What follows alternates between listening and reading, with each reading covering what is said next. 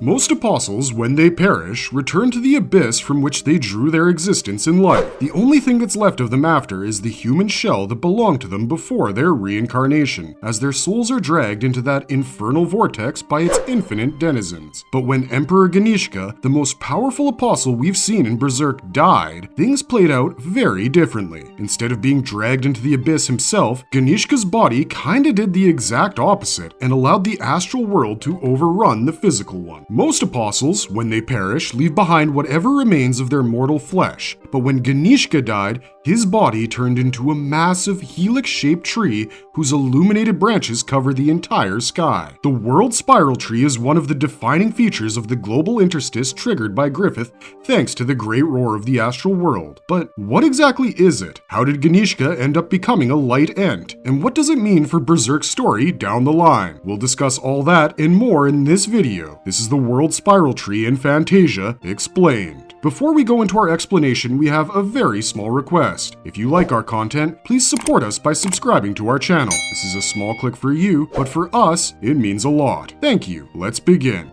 But first, some context. What happened when Griffith killed Emperor Ganishka? To give you an idea about what the world spiral tree actually is, we have to talk about what it was before its luminous visage appeared in the skies above Falconia, and that's Emperor Ganishka, or more accurately, Emperor Ganishka in his Shiva form. See, the supreme ruler of the Kushan, despite being the strongest apostle in existence and a literal thundercloud that even Zod couldn't slash into ribbons, was clearly outmatched by Griffith, a god hand, at the Battle of Vritannis. Ganishka wasn't just outmatched in strength either. Griffith showed him his place on the pecking order of demonkind and then manipulated the literal wind to bring Ganishka out of his mist form and onto his knees. He proposed that they resolve their stalemate in the city of Wyndham a few days later, and White Ganishka accepted. He had not only been humiliated, but he'd been shown the truth about the matter at hand. Despite his great strength and being literally untouchable, Ganishka was no match for Griffith, whose power as a god hand far exceeded his own. He was nearly driven insane just by being in Griffith's presence, and the stalemate that he'd achieved with the Falcon of Light was but a hollow claim. Ganishka had been properly defeated by Griffith in that moment, and he knew it. He knew that if he wanted to defeat a god hand, then being a mere apostle wasn't going to cut it. His base instincts betrayed his thoughts, and besides, he lacked the power to attack Griffith and have it be meaningful anyway. So, Ganishka decided that he was going to get more power for himself, not by natural means like training, but by force. As soon as he got back to Wyndham City, Ganishka descended into the man-made Behelit himself in a bid to increase his already powerful apostle form and emerge from it transformed into an eldritch monstrosity. Daiba had created the man-made Behelit with the intention to transform babes still in the womb into demonic Daka soldiers for Ganishka's demon army. He had never intended for it to be used on a full-fledged adult, let alone someone who had already been reincarnated into an apostle. When Ganishka entered the man-made Behelit, his soul sunk into the very depths of the astral world and emerged from it as the god of destruction, Shiva.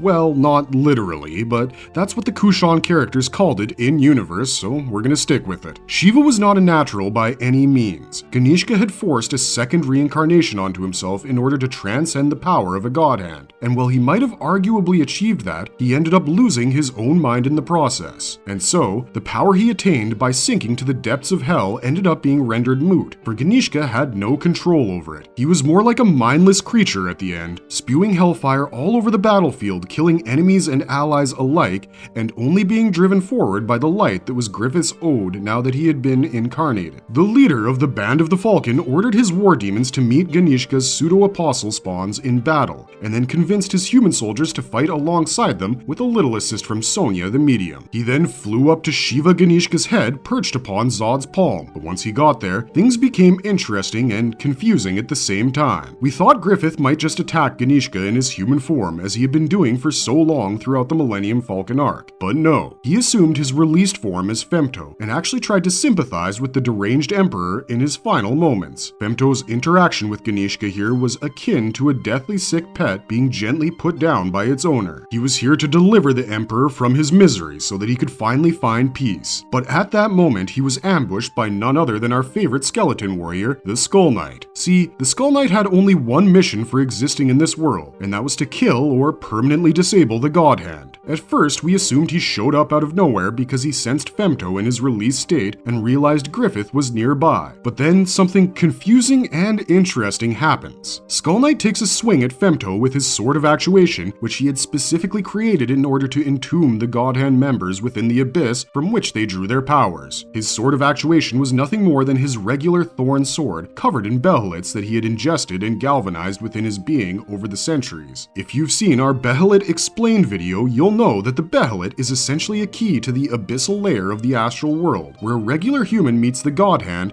and becomes an apostle if they make a sacrifice. So technically, Skull Knight's Sword of Actuation was connected to the abyss, and if anything got caught in a slash from it, it would be sealed within. He demonstrated its power in Clip-Off when he used it to carve a path out of the collapsing domain for himself and Guts, and at the moment when Ganishka was supposed to die, he shows up to use it for the purpose it was actually intended for. But the Skull Knight underestimates his opponent, and ends up becoming a vehicle for bringing in the Age of Darkness. Femto has the power to manipulate space itself, and he used this power to stop Skull Knight's spatial sword slash and turn it into a weapon for causality. See, earlier in the battle, when Ganishka appeared in his Shiva form, Sonya declared that the Age of Reason was coming to an end. At the time, it seemed like a metaphorical piece of dialogue given Ganishka's immense form, but then Femto made it clear that this wasn't the case. Shiva's death was preordained by causality. Femto declares that with SK's sword slash, causality is brought to fruition, as one twice reincarnated and a sword stroke which reaches still deeper into the spirit world have opened the door. We see Ganishka's head split open, and for a second it appears like it will also be dragged into the abyss, as we see it lurking in the background. But then the opposite happens. Light comes spewing forth from Ganishka's corpse that engulfs the entire world. Magical beasts like dragons, trolls, ogres, and countless others gain a physical form and now share the physical world with humanity. The whole planet enters a global interstice that Miura calls mankind's ultimate desire, Fantasia, in his narration, and we see that Ganishka's body has now become a massive, luminous tree. His legs have turned into humongous trunks,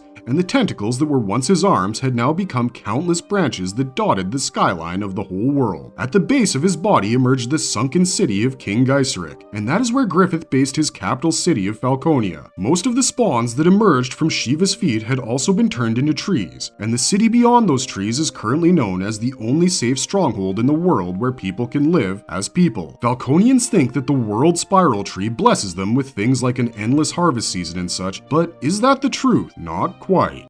What is the World Spiral Tree and why is it connected to the current state of the world? In chapter 307, we get a description of the World Spiral Tree from Berserk's ultra-elusive narrator song, and it's interesting to note that it is compared to practically every major tree motif in world religion. The World Tree is compared to Yggdrasil from Norse mythology, the Bodhi Tree under which Buddha attained enlightenment, and the Tree of Life from the Garden of Eden, all combined into one mega structure that seemed to embody the very concept of a tree itself. Whenever Miura drew inspiration from world religions for his own story, he made sure to add his own flavor and twist to it so as to make things unique to his story. His world tree appears to be a combination of the three aforementioned world tree slash tree of life motifs from Norse myth, Buddhism, and Christianity, arguably the three biggest cultural and religious influences for Berserk alongside Hinduism. Yggdrasil connects the heavens, the earth, and the underworld with its all-encompassing branches upon which the 9 realms rest. The Bodhi tree is a highly spiritual symbol of faith in both Hinduism and Buddhism, often associated with enlightenment and the attainment of ultimate peace or nirvana. And the Tree of Life is about the most sacred tree motif in the Christian faith besides the Tree of Knowledge of Good and Evil, from which the original sin was birthed. It appears as that when Ganishka died, his carcass was transformed into the World Spiral Tree thanks to Griffith working some kind of God Hand magic on it. But that's not entirely accurate. While the concept of the World Tree does exist in Berserk, its magical interpretation is what matters more in terms of its appearance in the physical world, because instead of being a structure that fills the world with light and peace, it was a fissure that stuffed it with darkness and evil. In chapter 344, Guts and his party are finally granted access to Elfhelm by our boy Guru Gedfring, who is secretly also one of Berserk's most important characters overall. Go watch our video on that topic to understand why we say so, but after greeting his guests and approving of how they were fitting in right away, Gedfring casually drops a bombshell revelation revelation. Apparently, the great roar of the astral world, which was experienced as a torrent of light by Guts and his party aboard the Seahorse, was caused because the Falcon of Light broke the seals that held back the World Spiral Tree from its home in the Forest of the Spirit Trees. We'd seen spirit trees appear in Berserk before, most notably at the Misty Valley, which used to be a habitat for elves, and Flora's Mansion, which was called the Mansion of the Spirit Tree. Shirke grew up in that mansion and thought it was just like any other interstice that opened within the physical world where its boundaries with the astral world were weaker. But Gedfring and the rest of the great gurus explain that it's more complicated than that. The astral world is a vast space where one can easily get lost if they don't know how to navigate its paths. There are two kinds of paths into the astral world. The Elfin path leads into the shallow layers of the interstice where magical beings like elves, ogres, trolls, kelpies, unicorns, and others reside. This path is more visible to humans on special spiritual occasions, like a full moon, and children often find it the most while wandering into forests because they're the ones most susceptible to astral happenings as living creatures whose perception is still unclouded by concrete thoughts and judgments. The other path is called the Dragon Path, and this path leads into the deeper layers of the astral world, where angels, demons, and gods of polytheism reside. The Dragon Path is far more dangerous and cannot be addressed just by entering a forest on a full moon. Gedfring tells Guts that the egg at his side, aka the Slug Count's Behelit, was a key that opened the Dragon Path into the abyss, which makes total sense now that we think about it. The Behelit has been called a key since the Black Swordsman arc, and now we know that the path it unlocks is the Dragon Path of the astral world, which takes you on a mostly one-way trip straight to hell. Gedfring then explains what the World Spiral Tree actually is, and the truth is far from the comparisons Miura was drawing in chapter 307. Apparently, spirit trees like the one at Flora's Mansion exist everywhere in the world wherever there is a large congregation of magical power. The spirit trees are parasitic in nature and populate a forest composed entirely out of their kinsmen. The World Spiral Tree is sorta like their host tree, as each spirit tree draws its power from the World Tree like a leech, while simultaneously ensuring that its branches do not run rampant within the physical world. Griffith attacking Flora wasn't just because he wanted to get rid of a powerful opponent. He also wanted to destroy this parasite that was feeding off of his tree. When Femto triggered the great roar of the astral world, to us, it appeared as though a massive tsunami of light poured out of Ganishka's body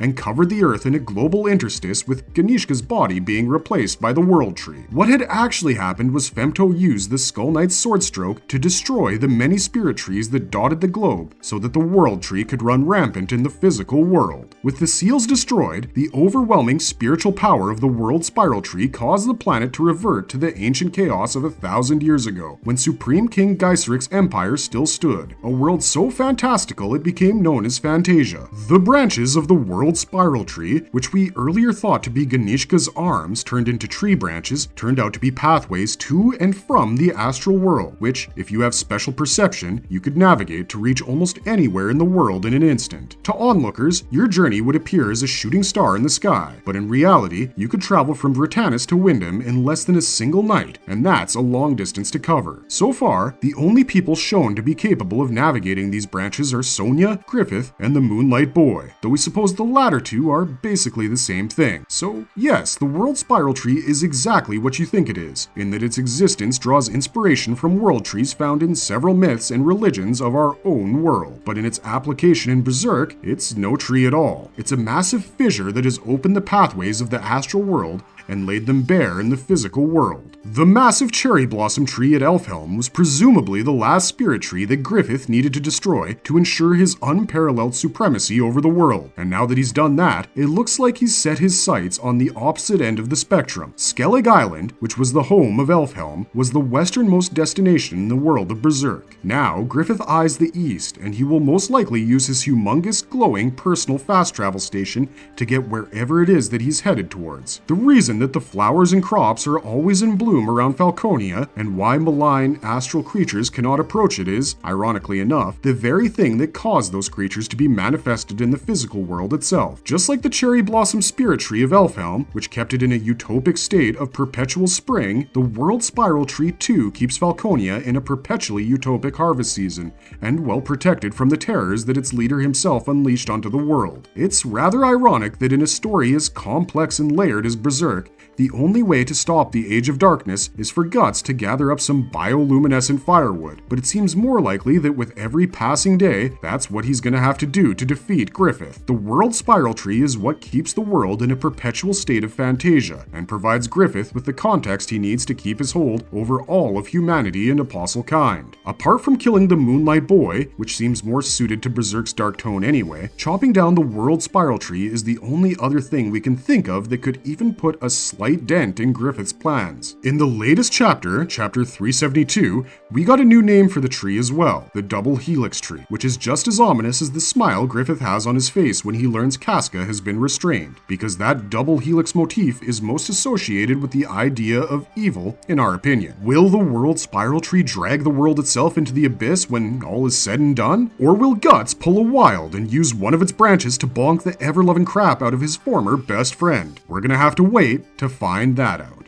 Marvelous verdict. But as for this video, that's gonna have to be it. The World Spiral Tree is one of the most interesting topics of discussion in the Berserk lore, not just because of its absolutely unfathomable scale. Roderick, a sailor from Lith, a far northern territory, claims that he and his crew use the branches of the World Spiral Tree like constellations to navigate the high seas. And if the sheer scope of what the World Tree encompasses doesn't impress you, then we're sure everything we've mentioned in this video will.